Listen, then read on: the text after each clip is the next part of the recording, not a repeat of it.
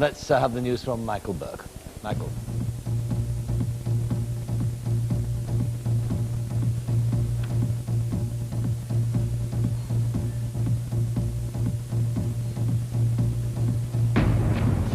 It's Saturday, January the 1st, the year 2000. Big Ben at midnight and a celebration like no other. Fireworks and festivities the length and breadth of the land. One other headline, Boris Yeltsin has resigned as the president of Russia.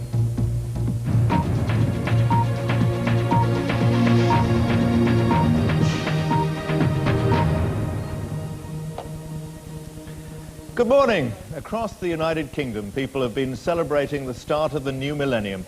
Hundreds of thousands converged on city centres the length of the land to enjoy fireworks, street parties and concerts.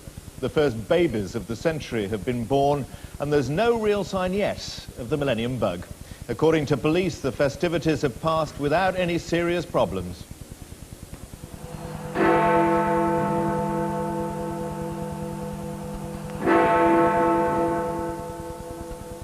Big Ben sounding the hour and 1,000 years. The queue for London's biggest light show. 29,000 tons of fireworks hurled into the sky. £1 million happily up in smoke.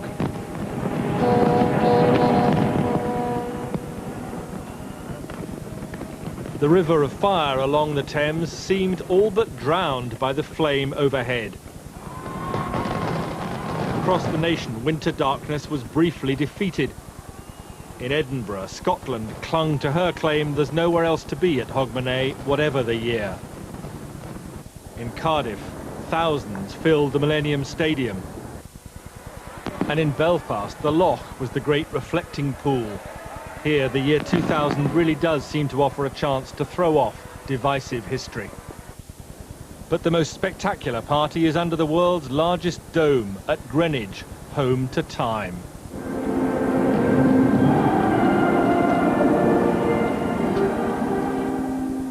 The Queen linked arms with her Prime Minister, welcoming the new year in a huge crowd for the first time, sharing the moment with thousands of people.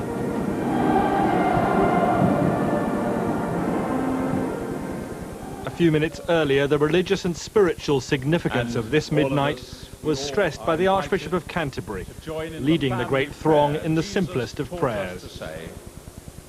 Our Father, who art in heaven, hallowed be thy name. Thy kingdom come. Thy will be done on earth as it is in heaven.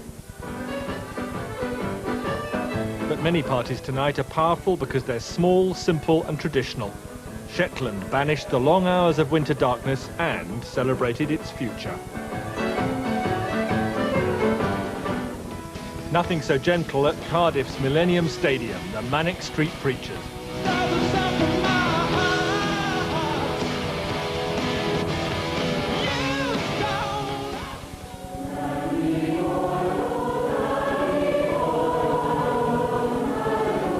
In Ireland, music and ceremony had a more profound purpose.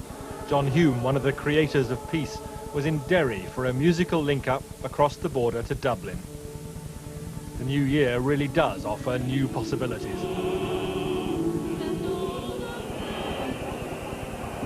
And the chain of beacons across Britain are a linking gesture too. Glasgow shot flame high into the city sky. And on the Thames in London, the Queen used laser light as the fuse for a thoroughly modern flair. Earlier in the evening, the Prime Minister launched another spectacular addition to the capital's skyline, British Airways London Eye. It is an empty big wheel after failing to get safety clearance to carry passengers on the big night. But that didn't stop another fireworks display. But the eyes of much of the world are on the dome in Greenwich tonight. Hundreds of performers are giving what they must hope are the performances of their lives at the party of 1,000 years. James Robbins, BBC News. Around the world, billions of people have been joining in the biggest party in history. From the first celebrations on the islands of the Pacific to the capital cities of Europe, there have been spectacular ceremonies to herald the year 2000. It began on the far side of the world and came from the east. Midnight in Sydney, Australia. 20 tons of fireworks watched by a crowd of more than 1 million in Sydney Harbour.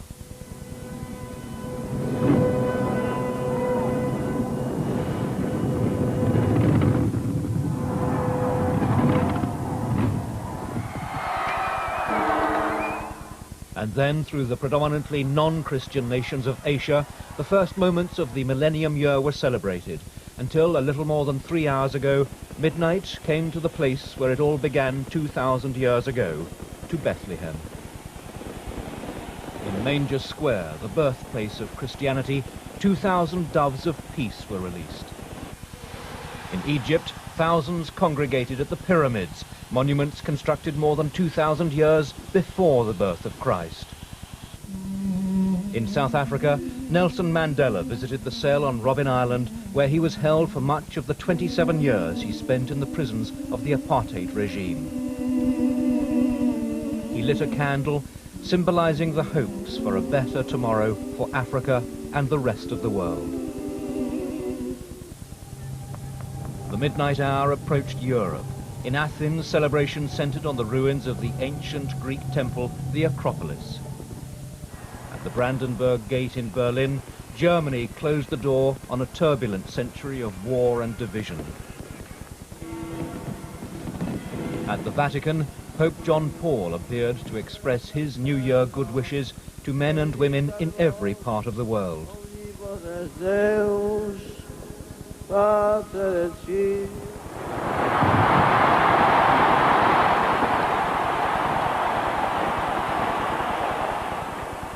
And in Paris, a spectacular display at the Eiffel Tower.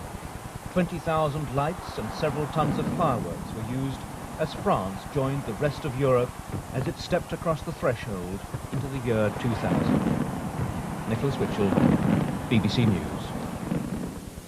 Other news at the turn of the millennium, President Clinton and Tony Blair have both praised Boris Yeltsin for helping to steer Russia away from communism. Mr. Yeltsin resigned as president this morning, telling the Russian people that he'd done all he can. He named the Prime Minister, Vladimir Putin, as acting president until elections next March. After years of fevered speculation about what would come after Boris Yeltsin, it all ended like this. Thank you very much, Vladimir Putin said, casually accepting the leadership of the world's largest country. The transfer of the secure briefcase containing the nuclear button and control of Russia's strategic arsenal came next. Boris Yeltsin is master of the dramatic surprise. He used his traditional New Year address to drop his greatest and last bombshell. And in the poignant final moments of the reign of Tsar Boris, perhaps this is his greatest gift to Russia, that the long-awaited transition, when it finally came, was low-key, informal, and smoother than anyone he had dared imagine. Tonight, Vladimir Putin made his first presidential address at midnight, a new face for the new millennium. There will be no power vacuum, he said. There was a warning, too. Anyone who tries to act outside the constitution, he said, will be crushed. Boris Yeltsin leaves the stage much as he entered it, with a dramatic gesture that leaves his political opponents in bewildered disarray.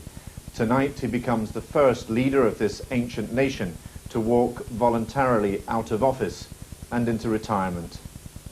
Alan Little, BBC News, Moscow. Most of the hostages freed from the hijacked Indian Airlines plane have arrived back in Delhi. The crisis ended after India released 3 Kashmiri militants. The Indian government's been criticised for agreeing to the deal. Amid the wreckage of the Afghan conflict, the agony of Flight 814 reached its end today at the airport of Kandahar. The plane has sat here for a week. This afternoon, a sudden flurry of activity. Negotiators from the Indian government arrived to concede to some of the hijackers' demands. The Indian foreign minister was escorted across the tarmac to seal the hostages' freedom. On news of the deal, the hijackers warily emerged from the plane. Their identities are still unclear. Under the deal, this man and 2 accomplices go free. The hostages were whisked to another waiting airliner to be flown to Delhi. To buy their freedom, India agreed to free from jail 3 men convicted of fighting for Kashmiri separatism. Relieved Taliban militiamen were praised by Indian officials for their handling of the crisis. 8 days in, 1 man dead, and the hijack is over. The hostages are free. But the damage to the always fraught relationship between India and Pakistan is still to be calculated. From India have come hints that Muslim Pakistan sympathized with this act of terror. The hijacking will only worsen the tension on the Indian subcontinent. Adam Brooks, BBC News, Kandahar.